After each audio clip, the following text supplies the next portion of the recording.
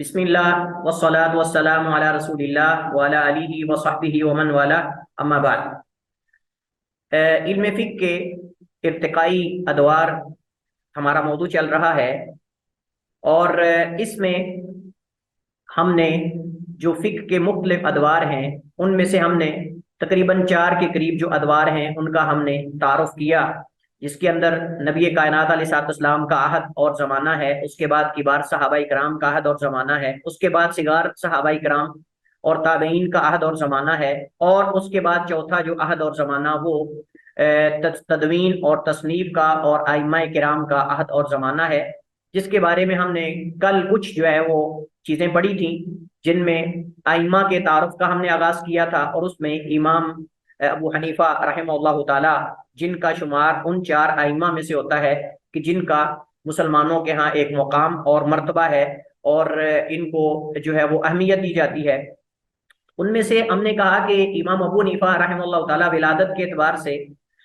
عہد کے اعتبار سے مقدم ہے امام مالک سے، چونکہ امام ابو حنیفہ رحمہ اللہ تعالیٰ کی جو ولادت ہے وہ 80 ہجری میں ہوئی، جبکہ امام مالک رحمہ اللہ تعالیٰ کی ولادت جو ہے وہ 93 میں یعنی 93 ہجری میں ان کی ولادت ہوئی مدینہ میں۔ تو امام ابو حنیفہ رحمہ اللہ تعالیٰ جو ہیں وہ عبداللہ ابن مسعود رضی اللہ تعالیٰ عنہ جس مدرسے کے بانی ہیں، مدرسہ اہل الرائے جو کوفہ میں تھے، اس مدرسے میں یعنی عبداللہ ابن مسعود رضی اللہ تعالیٰ عنہ کے جو شاگردوں کے شاگرد ہیں ان سے جو ہے وہ یا ان کے شاگردوں سے فیض یاب ہونے والے ہیں۔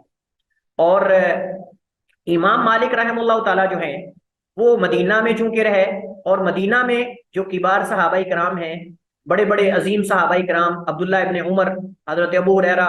زید بن ثابت اور ام المومنین عائشہ رضی اللہ تعالیٰ عنہ، ان صحابہ کرام کے جو شاگرد ہیں ان سے فیض یاب ہونے والے، جن میں سر فہرست جو ہیں وہ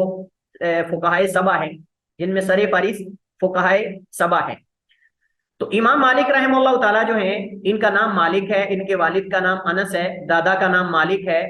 بن ابی عامر۔ یہ حضرت انس بن مالک جو صحابی رسول ہیں ان سے ان کا کوئی تعلق نہیں، مطلب تعلق ہم نسب کی بات کر رہے ہیں، رشتے کی،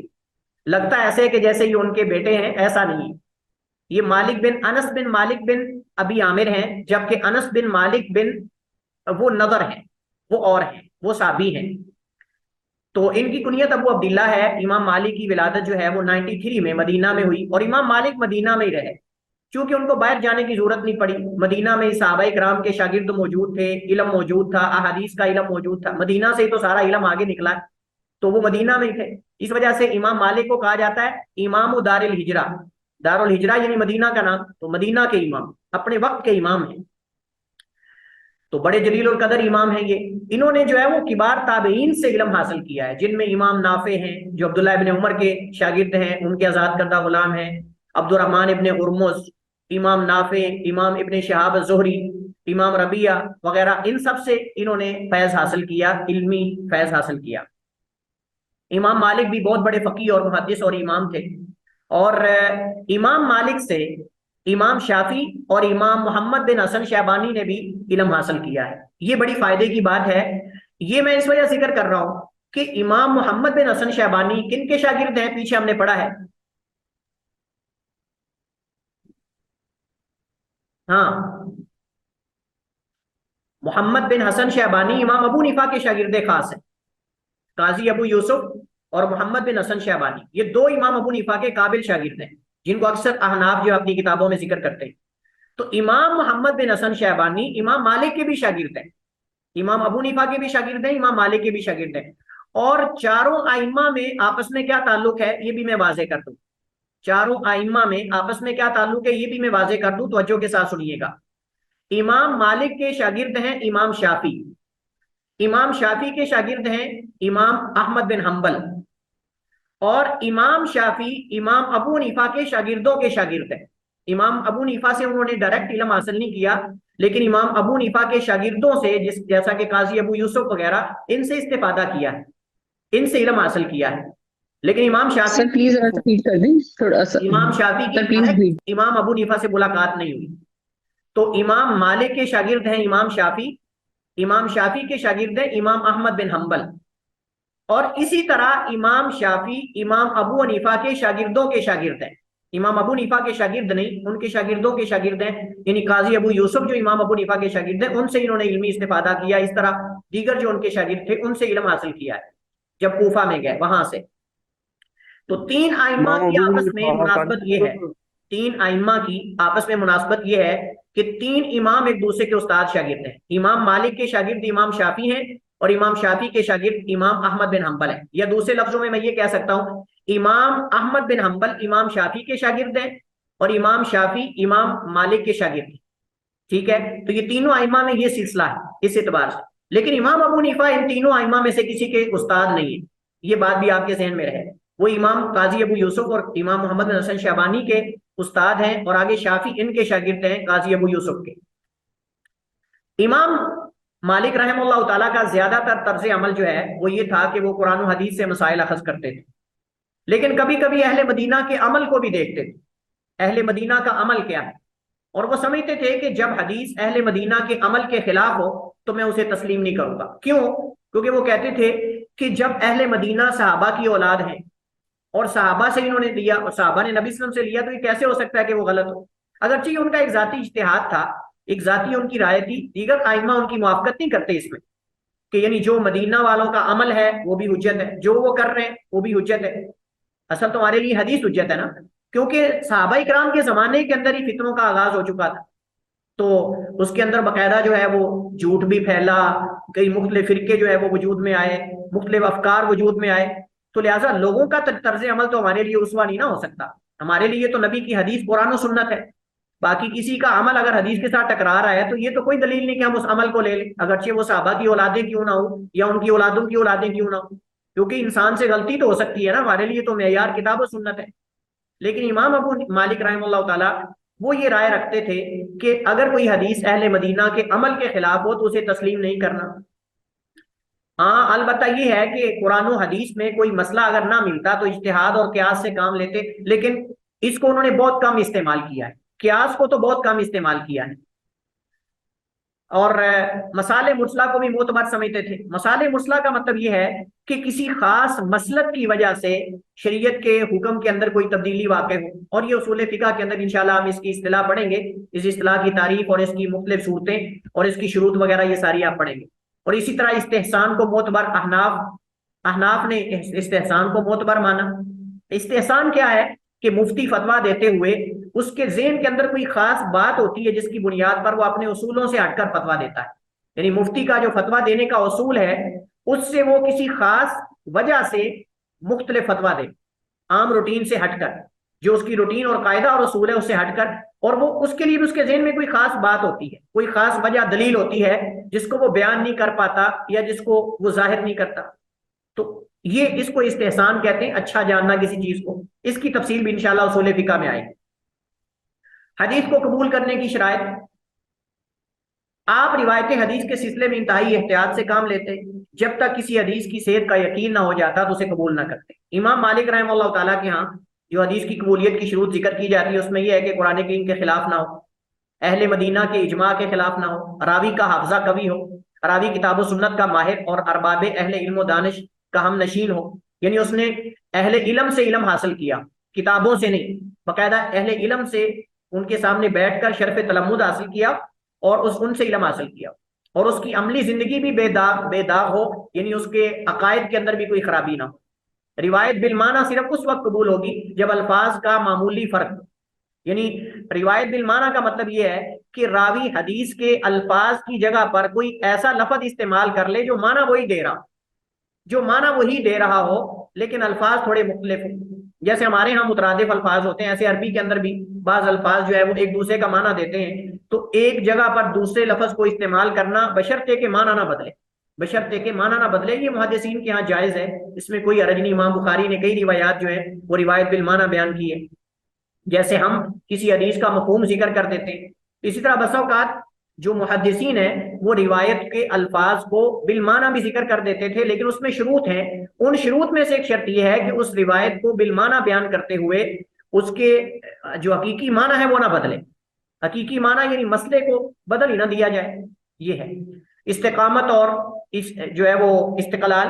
امام مالک رحمہ اللہ تعالیٰ کو جو مکرہ کی طلاق ہے اس پر باقاعدہ جو ہے وہ مارا گیا، اور ان کو تکلیفیں دی گئی، اذیتیں دی گئی۔ امام مالک رحمہ اللہ تعالیٰ کہتے تھے کہ جو مجبور آدمی ہے اس کی طلاق نہیں ہوتی، یعنی جس کو مجبور کیا جائے گن پوائنٹ پر کسی سے طلاق دلوانا، مسئلہ سمجھ رہے ہیں آپ؟ مکرہ کہتے ہیں جس کو مجبور کر دیا جائے۔ اگر کوئی سسرال والے کسی اپنے داماد کو گن پوائنٹ پہ کہتے ہیں کہ طلاق دو اپنی بیوی کو، اور وہ طلاق اپنی موت کے ڈر سے، اپنے قتل کے ڈر سے اگر طلاق دے دیتا ہے لیکن دل کے اندر اس کے طلاق دینے کا ارادہ نہیں، تو یہ طلاق نہیں ہوگی، یہی راجح ہے۔ اس پر امام مالک کو مارا گیا، امام مالک کو اس پر جو ہے وہ جو خلیفہ وقت تھا منصور وغیرہ اس کی طرف سے زیادتی کا نشانہ بنایا گیا، مطلب یہ ہے کہ مارا گیا، تکلیفیں دی گئی۔ اور امام مالک کہتے تھے کہ بلکہ انہوں نے امام مالک رحمہ اللہ تعالیٰ کو، جیسے بعض روایات میں آتا ہے کہ ان کے چہرے پر جو ہے وہ سیاہی مل کے ان کو گدے پر بٹھا دیا اور چکر لگایا ان کو مدینہ کی گلیوں کا، بعض نے ذکر کیا یہ، واللہ عالم ان کی صحت کے بارے میں۔ امام مالک پھر کہتے تھے من عرفنی فقد عرفنی ومن لم یعرفنی فلیعرف اننی انا مالک بن انس، کہ جس نے مجھے جو مجھے جانتا ہے وہ تو جانتا ہے، لیکن جو نہیں جانتا وہ بھی جان لے کہ میں مالک بن انس ہوں، اور میں کہتا ہوں کہ مجبور کیے گئے آدمی کی طلاق نہیں ہوتی، مجبور کیے گئے آدمی کی طلاق نہیں ہوتی کیونکہ وہ مجبور ہے۔ اور قرآن کریم کے اندر اللہ تعالیٰ فرماتا ہے الا من اکرہ وقلبہ مطمئن بالایمان، کہ جو مجبور کر دیا جائے اور اس کا دل ایمان پہ مطمئن ہو، اگر وہ کلمہ کفر بھی کہہ دیتا ہے اور ایمان کے دل کے اندر ایمان ہے تو وہ کافر نہیں ہوتا۔ جیسے نبی کریم علیہ الصلوۃ والسلام نے آل یاسر کو، جو حضرت عمار بن یاسر اور آل یاسر جو ہیں ان کے خاندان کے لوگوں کو اللہ کے نبی صلی اللہ علیہ وسلم نے اجازت دی تھی کہ اگر تمہیں کافر جو ہے برا بلا کہنے کا کہیں مجھے تو تم مجھے برا بلا کہہ دیا کرو، بشرطے کہ تمہارے دل کے اندر میری محبت اور ایمان اگر ہے تو تم اپنی اذیت اور تکلیف میں، یعنی جو تمہیں اذیتیں دی جاتی ہیں، تکلیفیں دی جاتی ہیں، اگر ان میں کمی آتی ہے تو تم مجھے برا بلا کہہ دیا کرو، کیونکہ تمہارے برا بلا کہنے سے میں برا نہیں ہو جاؤں۔ یعنی یہ احادیث میں موجود ہے، اور اس پر یہ قرآن کریم کی آیت اتری تھی الا من اکرہ وقلبہ مطمئن بالایمان، جو جان بوجھ کر دل سے کفر کرتا ہے اصل میں وہ کافر ہوتا ہے، جس کے دل کے اندر ایمان موجود ہو اور وہ صرف اپنی جان کو بچانے کے لیے اگر کلمہ کفر کہہ دیتا ہے تو وہ کافر نہیں ہوتا۔ تو اسی طرح اگر ایک آدمی جو ہے وہ اپنی جان بچانے کے لیے طلاق دیتا ہے، مجبور کیا گیا ہے، تو اس کی طلاق نہیں ہوگی بشرطے کہ اس کے دل کے اندر طلاق دینے کا ارادہ نہ ہو، اور اگر دل کے اندر سے وہ طلاق دیتا ہے، مجبور بھی ہے، تو پھر اس کی طلاق ہو جائے گی، پھر اس کی طلاق جو ہے وہ ہو جائے گی۔ امام مالک کہتے تھے کہ وہ طلاق نہیں ہوتی، جبکہ امام مالک پر جو ہے وہ اس وجہ سے سختی کی گئی کہ تم یہ کہو کہ طلاق ہو جاتی ہے، لیکن امام مالک رحمہ اللہ تعالیٰ نے استقامت کا مظاہرہ کیا۔ خلاصتاً چاروں ائمہ پر مختلف حالات میں جو ہے وہ مشکلات آئیں۔ امام احمد بن حنبل کو مسئلہ خلق قرآن پہ مارا گیا، امام ابو حنیفہ رحمہ اللہ تعالیٰ کو قاضی بننے پر مارا گیا کہ وہ قاضی نہیں بننا چاہتے تھے، اور امام مالک رحمہ اللہ تعالیٰ کو جو ہے وہ یہ مسئلہ طلاق پر جو ہے، جو مکرہ کی طلاق ہے اس پر مارا گیا۔ اسی طرح امام شافعی رحمہ اللہ تعالیٰ کو بھی مشکلات کا سامنا کرنا پڑا۔ تو یہ لوگ جو ہے وہ ثابت قدم رہے اور استقامت کے پہاڑ بنے رہے۔ اس کے بعد جو ہے وہ خلیفہ ہارون الرشید جب آئے تو اس نے جو ہے وہ امام مالک رحمہ اللہ تعالیٰ سے جو سختی ختم کی اور امام مالک کو بہت بڑا مقام دیا، بلکہ اس نے تو یہ کہا تھا کہ آپ کی موطا جو ہے، موطا امام مالک، اس کو ہم سرکاری مذہب قرار دے دیتے ہیں۔ اس کو انہوں نے کہا کہ نہیں، میری کتاب یا میری کوئی رائے یا اس کو آپ سرکاری مذہب نہ بنائیں، لوگوں کو زبردستی مجبور نہ کریں آپ ان چیزوں پر، کتاب اللہ سنتے رسول ہی اصل میں۔ امام مالک رحمہ اللہ تعالیٰ، جیسے میں نے ذکر کیا، 179 میں امام مالک کی وفات ہوئی، 179 میں،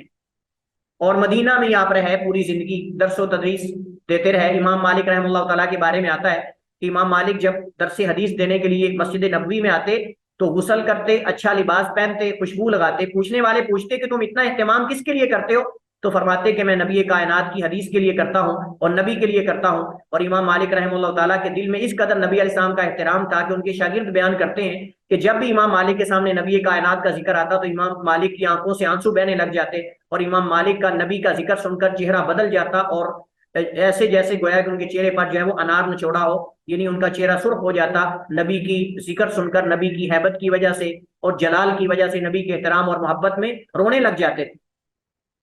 اور امام مالک کا مقولہ معروف ہے کہ امام مالک رحمہ اللہ تعالیٰ نبی کائنات علیہ السلام کی قبر پر کھڑے ہو کر فرماتے ہیں کل یؤخذ قولہ ویرد الا صاحب ھذا القبر، ہر ایک کی بات کو لیا بھی جا سکتا ہے، رد بھی کیا جا سکتا ہے، مگر اس صاحب قبر کی بات کو کبھی رد نہیں کیا جا سکتا، اور اشارہ کیا نبی کائنات علیہ السلام کی قبر کی طرف۔ امام شافی رحمہ اللہ تعالی، امام شافی کا نام محمد بن ادریس ہے، اور شافی جو ہے یہ امام شافی رحمہ اللہ تعالیٰ کی، آپ سمجھ لیں کہ امام شافی کا یہ ایک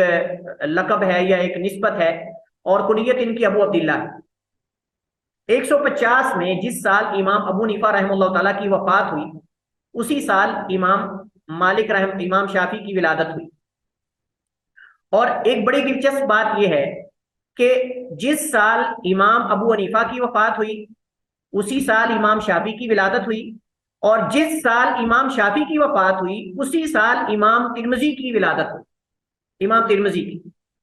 یعنی تاریخوں کو یاد کرنے کا ایک طریقہ یہ بھی ہوتا ہے، تاریخوں کو یاد کرنے کا ایک طریقہ یہ بھی ہوتا ہے کہ آپ یہ ذہن میں رکھیں، سر ٹھیک سے ریڈ کر دیں۔ اچھا فلاں فلاں امام کس وقت پیدا ہوا، کس وقت وفات، تو امام ابو حنیفہ رحمہ اللہ تعالیٰ کی جس سال وفات ہوئی اسی سال امام شافی کی ولادت ہوئی، اور جس سال امام شافی کی وفات ہوئی اسی سال امام ترمذی کی ولادت ہوئی، امام ترمذی کی۔ یعنی تقریباً 202 یا 204، 202 یا 204 دو قول امام ترمذی کی ولادت کے بارے میں۔ تو امام شافی رحمہ اللہ تعالیٰ کے والد تو بچپن میں فوت ہو گئے تھے، اسی طرح امام احمد بن حنبل کے بھی، جیسے کہ آگے ہم ذکر کریں گے۔ تو ان کی والدہ بیچاری رات کو سوت کاتا کرتی تھی، اور سوت کاٹ کاٹ کے رات کو محنت کر کے صبح بیچ کر امام شافی رحمہ اللہ تعالیٰ کی تعلیم و تربیت کا بندوبست کرتی تھی، اور اللہ نے اتنی برکت پیدا کی کہ وقت کے امام بنے۔ اور اس وجہ سے وہ مقولہ آپ نے سن رکھا ہے، ہر کامیاب مرد کے پیچھے ایک عورت کا ہاتھ ہوتا ہے، ہر کامیاب مرد کے پیچھے ایک عورت کا ہاتھ ہوتا ہے۔ امام احمد بن حنبل، امام شافی، ان کی اگر حالات زندگی پڑھیں تو ان کے والد بچپن میں ہی فوت ہو گئے، حتیٰ کہ امام بخاری کے بھی بچپن میں والد فوت ہو گئے تھے۔ والدہ کے محنتوں کا نتیجہ ہے کہ امام بخاری رحمہ اللہ تعالیٰ ان کے ساتھ حج پہ گئے، اور پھر اپنے بڑے بھائی کے ساتھ، تو پھر وہ واپس آ گئے، اور یہ حج میں آگے حدیث سننے کے لیے مکہ گئے، مدینہ گئے، مختلف علاقوں کا سفر کیا، اور محدث اور امام بن کر واپس آئے۔ تو امام شافی رحمہ اللہ تعالیٰ جو ہیں، انہوں نے ابتدائی تعلیم جو ہے وہ غزہ جو ہے فلسطین کا علاقہ ہے، وہاں پیدا ہوئے، وہاں حاصل کی۔ اس کے بعد جو ہے مختلف علوم و فنون میں مہارت حاصل کرنے کے بعد مدینہ آئے، اور مدینہ میں امام مالک رحمہ اللہ تعالیٰ سے شرف تلمذ حاصل کیا، امام مالک سے علم حاصل کیا، جیسے میں نے ذکر کیا کہ امام مالک کے شاگرد خاص سمجھے جاتے ہیں۔ اور پھر کوفہ چلے گئے، کوفہ میں جو ہے وہاں انہوں نے امام قاضی ابو یوسف سے علم حاصل کیا، اور اسی طرح مدینہ میں امام ابو حنیفہ کے شاگرد امام محمد سے بھی علم حاصل کیا، محمد بن حسن شیبانی سے بھی، ان سے بھی اجتہادی جو آپ سمجھ لیں کہ کچھ فوائد حاصل کیے۔ اور اس کے بعد 195 میں یعنی 195 میں دوبارہ عراق تشریف لے گئے، جہاں 2 سال مقیم رہے۔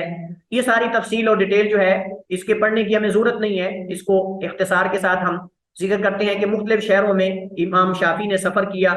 اور مختلف رحلات علمیہ ان کی زندگی کے اندر آئے۔ مدینہ میں گئے، اسی طرح عراق میں گئے، اور عراق یعنی بغداد میں، اور اس کے بعد جو ہے وہ مصر بھی گئے۔ امام شافی رحمہ اللہ تعالیٰ آخری عمر میں مصر چلے گئے، اور مصر میں جا کر مقیم ہوئے، وہاں جا کر انہوں نے قیام کیا۔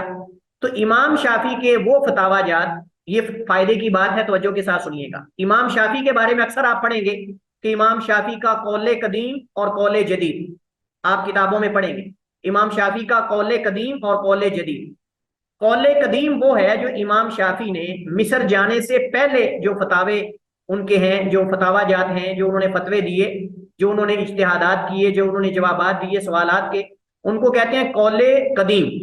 اور جب مصر میں جا کر مقیم ہو گئے، مصر میں جا کر انہوں نے قیام کیا، تو اس کے بعد جو ان کے اجتہادات ہیں، جو ان کے فتاوا جات ہیں، جو فتوے ہیں، ان کو کہتے ہیں قول جدید۔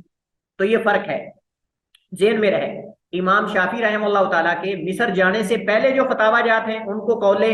قدیم کہتے ہیں، اور جو ان کے اقوال مصر جانے کے بعد کے ہیں ان کا وہاں اجتہاد بدل گیا تھا بعض مسائل، چونکہ وہاں مدرسہ حضرت عبداللہ بن عمر بن عاص کے شاگرد وہاں موجود تھے مصر میں،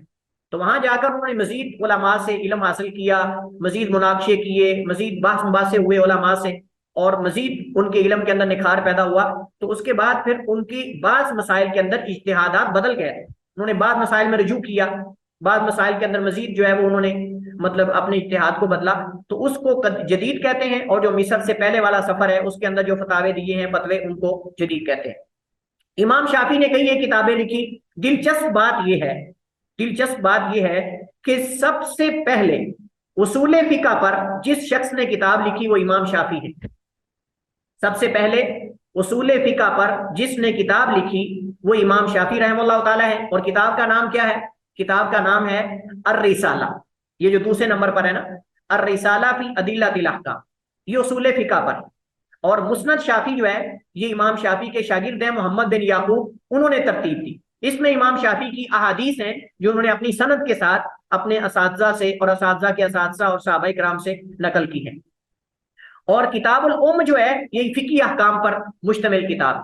کتاب الام جو ہے یہ فقہ کی ہے، الرسالہ اصول فقہ کی ہے. اور جو مسند شافی ہے یہ حدیث کی کتاب ہے. اور یہ امام شافی نے خود نہیں لکھی، امام شافی کے شاگرد ہیں محمد بن یعقوب، انہوں نے اس کتاب کو مرتب کیا ہے. لیکن امام شافی کی سندوں کے ساتھ ان کی کتابوں سے یا ان کے جو انہوں نے ان سے حدیث سنی تھی ان کو انہوں نے مسند شافی کے نام سے کتاب لکھی. اور اس میں امام شافی کی سند کے ساتھ ان حدیث کو نقل کیا ہے، تو مسند شافی اس کو نام دیا ہے. امام شافی رحمہ اللہ تعالیٰ کی وفات جو ہے وہ 204 میں ہوئی. جیسے میں نے ذکر کیا کہ امام ترمذی رحمہ اللہ تعالیٰ کی ولادت بھی 204 کو ایک قول کے مطابق، اور ایک قول کے مطابق 202 میں. تو یہ طریقہ ہے یاد کرنے کا. چلیے جی، اب ہم منتقل ہوتے ہیں امام و اہل سنہ، امام احمد بن حنبل. امام احمد بن حنبل کو امام و اہل سنہ کیوں کہا جاتا ہے؟ کون آپ میں سے بتائے گا؟ میں نے کل اس کا جواب دیا تھا. سر میں بتاؤں؟ ہاں بتائیے. کیونکہ انہوں نے 4000 سے زیادہ ان کی کتاب میں، اور پھر ان کے بیٹے کی بھی بہت زیادہ حدیث انہوں نے لکھی ہیں چلیے، نکل کے. آپ نے رقیہ بہت اچھی ٹرائی کی ہے، احسن تھی، لیکن یہ جواب درست نہیں ہے. اور کوئی؟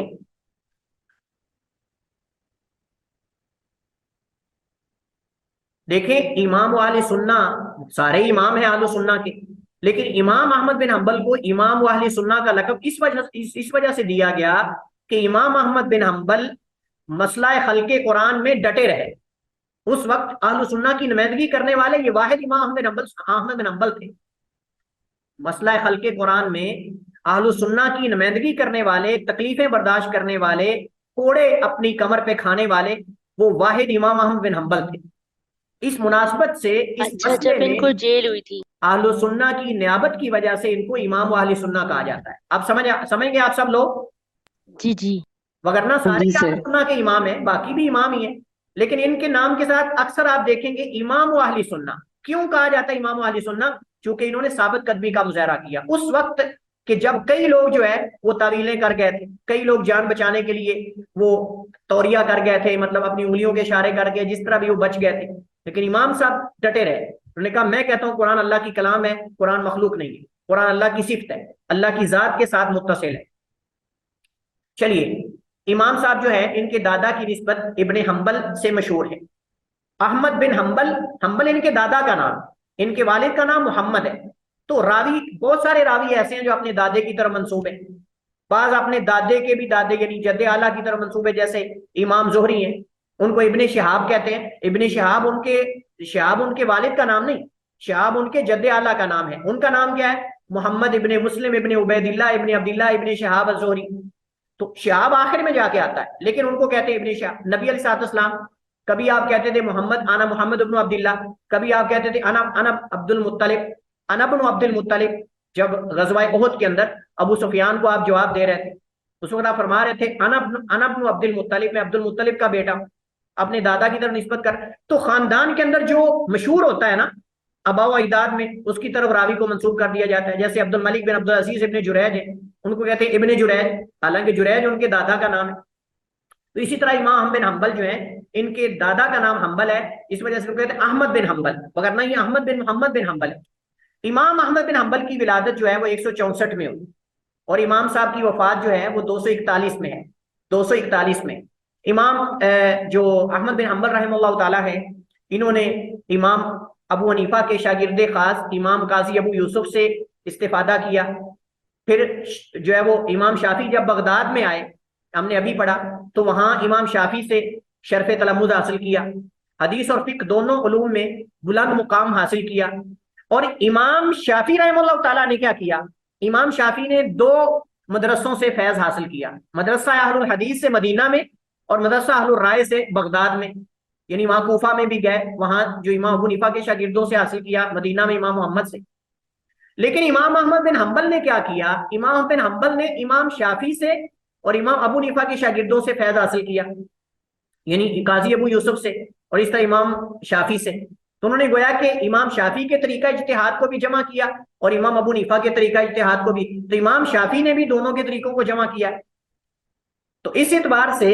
امام احمد بن حنبل نے چونکہ مختلف بڑے بڑے ائمہ سے علم حاصل کیا تو اس وجہ سے ذخیرہ حدیث ان کے پاس زیادہ تھا. ذخیرہ حدیث امام احمد بن حنبل کے پاس زیادہ تھا. اور آپ کی جو حدیث کے ساتھ شغف کی وجہ سے، حدیث کے ساتھ تعلق کی وجہ سے امام بن حنبل رحمہ اللہ تعالیٰ کی جو مسند احمد ہے وہ کتاب مشہور کتاب ہے حدیث کی، جس میں نے جیسے آپ کو ذکر کیا تھا کل کہ 40,000 احادیث پر مشتمل یہ کتاب ہے. 40,000 بہت زیادہ تعداد ہے، 40,000 احادیث کی تعداد. اور میں آپ کو ایک اور بڑے فائدے کی بات بتاؤں، اور وہ یہ ہے کہ امام صاحب کی اس کتاب میں صحیفہ حمام بن منبہ، جس کا میں نے کل ذکر کیا تھا، امام صاحب نے اپنی سند کے ساتھ پورا صحیفہ اپنی کتاب میں نقل کیا ہے. اچھا، یہ جو آج کہتے ہیں نا کہ جی راوی غلطی کر سکتا ہے، راوی جب ایک حدیث بیان کرنے والا تو اس کی غلطی نہیں ہو سکتی، ہم کہتے ہیں میں آپ کو مثال دیتا ہوں. امام حمام بن منبہ جن کا صحیفہ ہے تابعی ہیں، انہوں نے حضرت ابو ہریرہ سے جب انہوں نے ایک ہی مجلس میں 140 کے قریب احادیث بیان کی، انہوں نے ساری حدیثیں لکھ لی. کنہوں نے؟ حضرت ابو ہریرہ کے شاگرد نے، حمام بن منبہ نے. اب اس صحیفے کو ائمہ نے اپنی سند سے بھی نقل کیا ہے، یعنی اپنے اساتذہ سے سن کے بھی، اور یہ لکھا ہوا بھی موجود ہے. اچھا، مجھے استاد نے جب میں مدینہ میں پڑھتا تھا تو مجھے استاد نے ہوم ورک دیا. میرا ہوم ورک کیا تھا؟ انہوں نے کہا کہ آپ نے صحیفہ حمام بن منبہ کو سامنے رکھنا ہے اور مسند احمد میں حضرت ابو ہریرہ کی جہاں احادیث ہیں وہاں جا کر آپ نے دیکھنا ہے کہ ان دونوں احادیث میں کوئی فرق ہے، یعنی جو حمام بن منبہ کے صحیفے کے اندر ہے اور جو مسند احمد میں. تو میں آپ کو یہ صحیح بات بتا رہا ہوں اور قسم اٹھا کے میں کہہ رہا ہوں کہ میں نے بڑی باریکی کے ساتھ دونوں کا آپس میں تقابل کیا، تقابلی جائزہ لیا، تو سیم وہی الفاظ جو صحیفہ حمام بن منبہ نے منبہ میں حضرت ابو ہریرہ نے لکھوائی تھی، اسی طرح امام احمد بن حنبل نے اپنی کتاب میں اپنی سند سے اپنے اساتذہ سے ہو بہو نقل کی ہے. کتاب سے نہیں، اپنے اساتذہ سے. یہاں سے آپ ائمہ کے حافظے کا اندازہ لگا سکتے ہیں کہ کتاب جو تابعی خود لکھ رہے ہیں اس کتاب کے اندر الفاظ اور جو امام احمد بن حنبل اپنے اساتذہ سے سن رہے ہیں سیم الفاظ ہے، کوئی فرق نہیں. یہ نہیں کہ انہوں نے نقل کیے وہاں سے،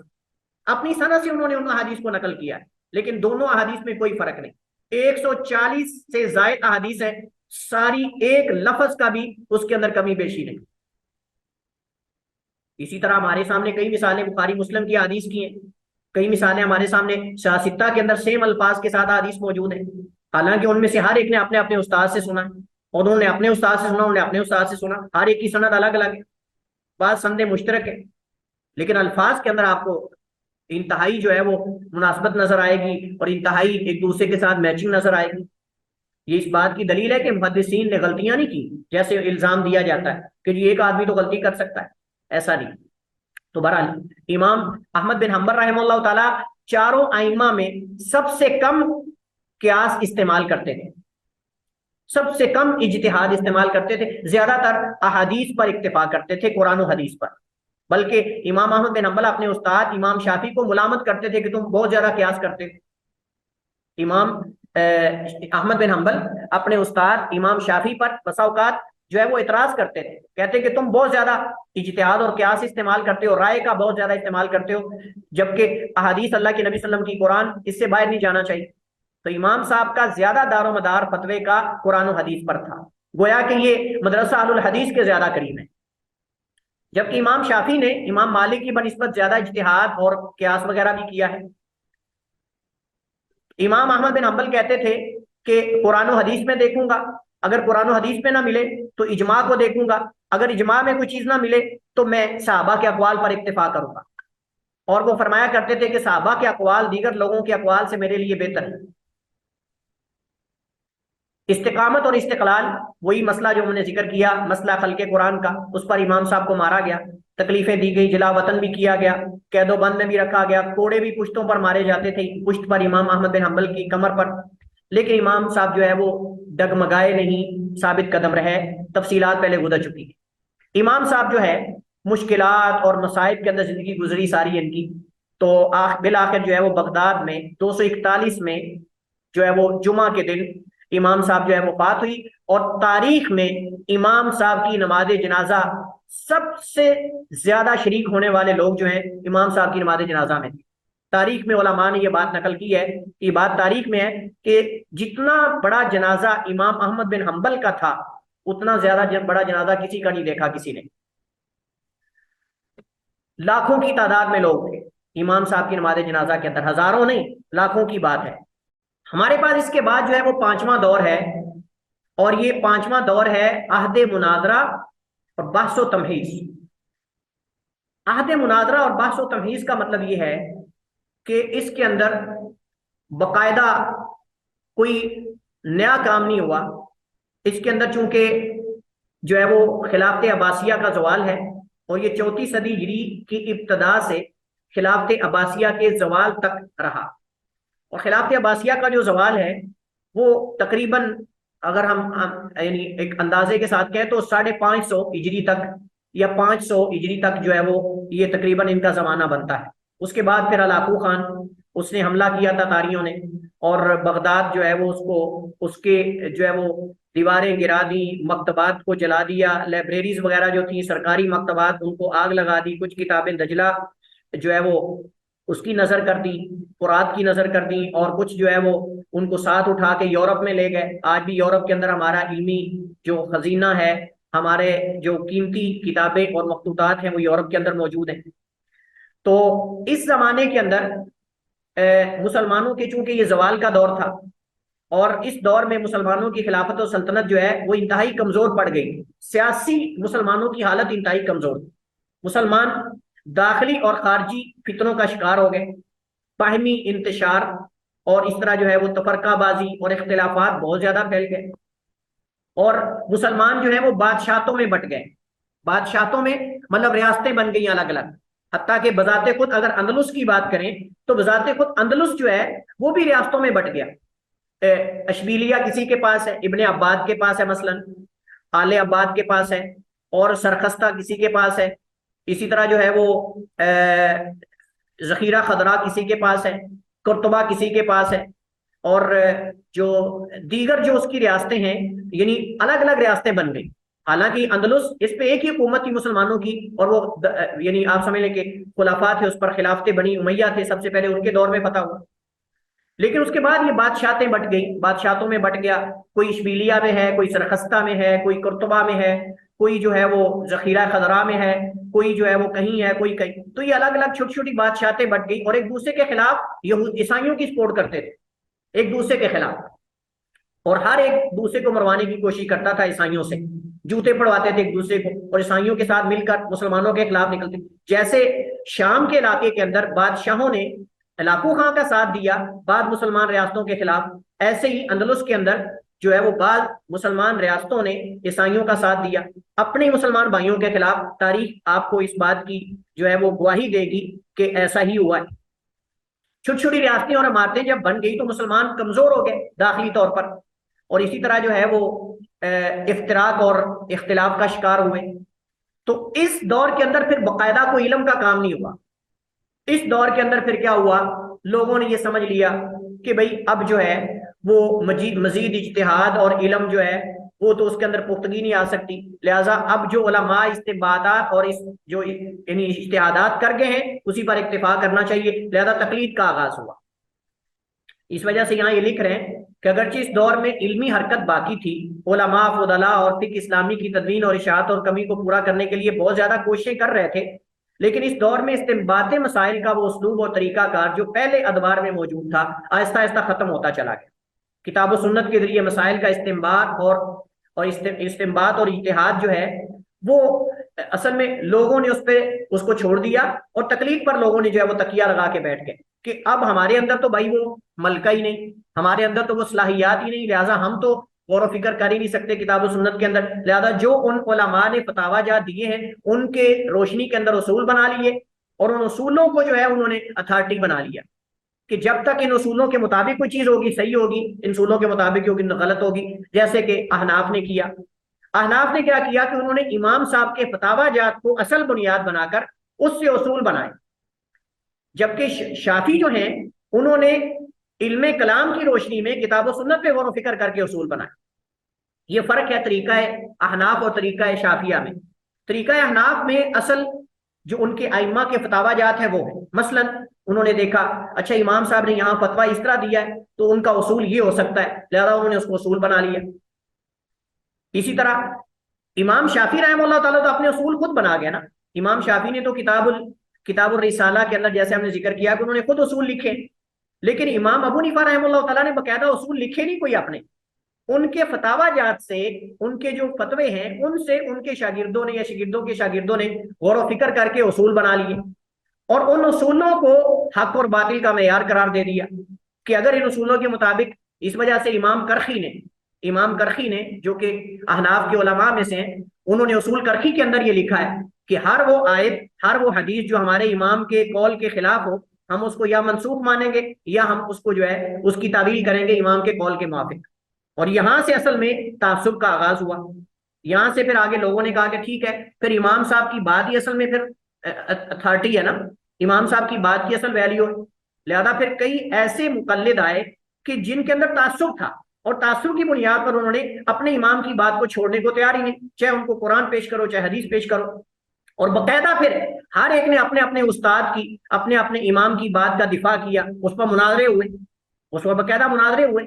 اور بحث کا معنی بحث ہوئی، مناظرے ہوئے، اور تمہیز کا معنی یہ کہ ان گزشتہ معلومات کو پختہ کیا گیا، ان گزشتہ معلومات کو پختہ کیا گیا، لیکن اس کے اندر مزید کوئی نیا کام جو ہے مطلب سنت کے اعتبار سے جو ہے وہ اتنا زیادہ نہیں ہوا جتنا پہلے ہو چکا تھا۔ تو اس تقلید کے نتیجے میں پھر آپس میں باس و باسے ہوئے، اور لوگوں کا جو ہے وہ رجحان وہ زیادہ تقلید کی طرف ہوا، کتاب و سنت پہ غور و فکر کرنا اور اس سے مسائل اخذ کرنا، یہ رجحان بہت کم ہو گیا۔ پھر لوگوں کے اندر مسلکی تعصب اور اس طرح اپنے اپنے مسلک کی تائید اور اپنے اپنے استاد کے فتوے اور اپنے اپنے استاد کی بات کو جو ہے وہ تائید اس کی کرنا اور اس کی سپورٹ کرنا، اس کا دفاع کرنا، اس کے اندر لوگ جو ہے وہ لگ گئے۔ اور یہ چیز آپ جانتے ہیں کہ جب بھی کسی معاشرے کے اندر پیدا ہوتی ہے تو اس وقت جو ہے وہ اختلاف اور افتراق جو ہے اس کا آغاز ہوتا ہے۔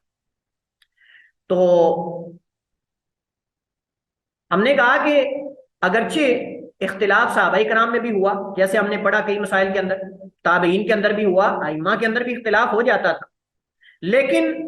وہ باوجود اختلاف کے ایک دوسرے کی عزت کا خیال رکھتے تھے۔ ان کی آپس میں، میں نے اس دن بھی ذکر کیا تھا، ان کے آپس میں مودت، محبت، احترام باقی رہتا تھا،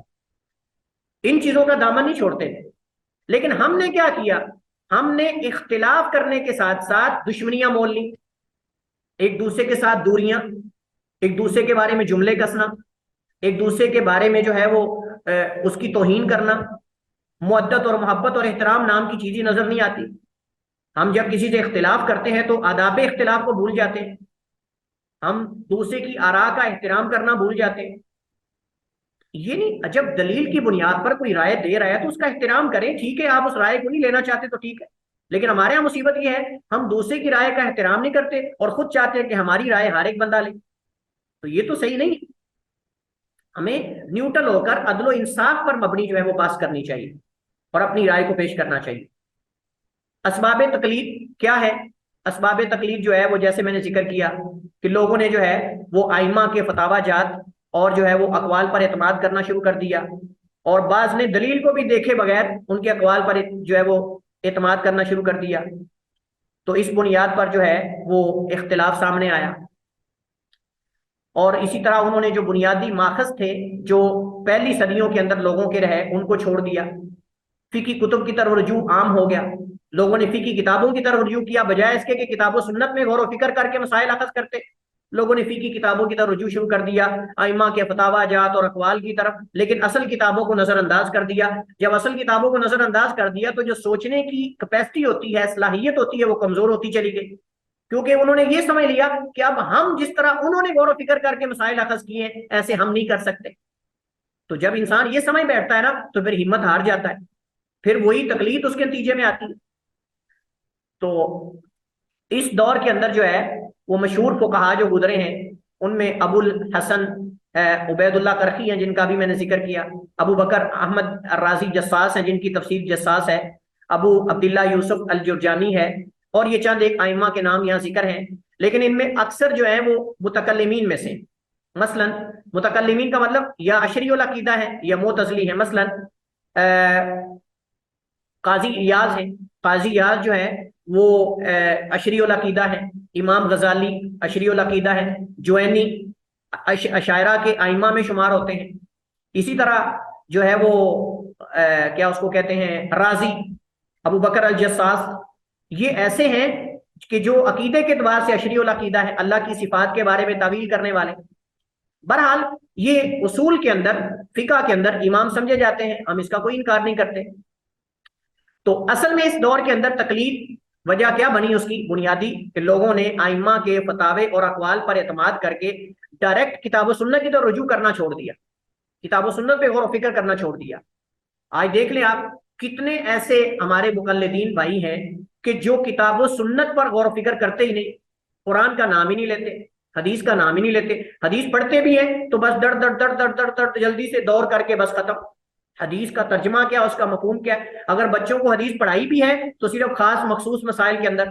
بھائی آپ کو یہ پتا ہونا چاہیے کہ ترک رفع الیدین کے کیا مسائل ہیں، فلاں کے کیا مسائل، چند مسائل پہ ان کو رٹا دیتے ہیں دلائل، تاکہ اگر کسی سے مناظرہ کرنا ہو تو جی یہ جھنڈے گاڑ دیں، چیت جائیے۔ ہاں ان کو اتنا علم دیں کہ وہ بیچارہ خود کم از کم حق کو پہچان سکے، اتنا اس کو مفلوج نہ کر دو بیچارے کو کہ نام ہو بس حدیث کا، لیکن حدیث بیچارے کو پتہ ہی نہ ہو کیا ہوتی، صحیح بخاری کی حدیث کا ہی پتہ نہ ہو اور مفتی بن کے بیٹھا ہو۔ ایسا نہیں، حدیث پڑھنی ہے تو پوری توجہ کے ساتھ حدیث کو سیدھا جا کے پڑھے۔ تو میں نے ایک دوست نے مجھے بتایا ایک مخصوص ایک خاص مدرسہ ہے، اس کا نام نہیں میں لینا چاہتا، کہتے ہیں وہاں دورہ حدیث ہوتا ہے، تو میں گیا تو وہاں میں نے دیکھا کہ وہ ایک سپیڈ کے ساتھ طالب علم عربی عبارت پڑھ رہا ہے اور استاد بیٹھا بیٹھا بیچ میں بول کے کہتا ہے اس حدیث میں امام بخاری نے اپنا بخار یوں نکالا ہے، آگے چلیں، امام بخاری کو گالی دے رہے ہیں اور پڑھ کیا رہے بخاری۔ بھئی اگر امام بخاری کے اوپر تمہارا اعتماد ہی نہیں ہے، تم اس کو صحیح نہیں سمجھتے، تو ان کی بخاری کو بطور فخر کے کیوں پیش کرتے ہو کہ ہم صحیح بخاری کا دور کر رہے ہیں، دورہ حدیث کر رہے ہیں صحیح بخاری کا، اور امام بخاری کو گالی دیے جا رہے ہیں۔ تو وہ ہمارے ساتھی بتا رہے تھے کہ وہ 10 حدیثیں پڑھ کے بریک لگاتا تھا اسٹوڈنٹ، اور استاد کہتا تھا ان حدیث میں امام بخاری نے اپنا بخار یوں نکالا ہے، آگے چلیں۔ کتنی بڑی سخت بات ہے امام بخاری کے بارے میں۔ یہ تعصب کی انتہا ہے ہمارے جو ہے وہ لوگوں کے اندر، اور اس انداز میں ہم حدیث پڑھتے ہیں۔ جب اس انداز میں پڑھیں گے تو حق تک پہنچیں گے، پھر اس پوری زندگی تقلید کے اندر ہی گزر جائے گی ہماری، ہم اصل حق تک پہنچنے کی ہمارے اندر توفیق نہیں ہوگی۔ تو بہرحال ہمیں نیوٹرل ہو کر ان مسائل کو پڑھنا چاہیے، غور و فکر کرنا چاہیے۔ واللہ تعالی اعلم واحکم، وصلی اللہ وسلم علی نبینا محمد وعلی آلہ وصحبہ وسلم۔ اس کے بعد ہمارے پاس آخری دور ہے عہد تقلید، تقلید محض اور اس کی تردید وغیرہ۔ بعض علماء نکلے جنہوں نے اس روش کو ختم کیا اور اجتہاد کیا اور لوگوں کو بتایا کہ اجتہاد کا دروازہ قیامت تک کھلا ہے، کوئی بھی اگر صلاحیات اپنے اندر رکھتا ہے تو غور و فکر کر کے مسائل اخذ کر سکتا ہے۔ انشاءاللہ اس پہ ہم کل بات کریں گے، کل ہمارا اس موضوع پہ آخری لیکچر ہوگا، یعنی یہ ادوار پر۔ واللہ اعلم۔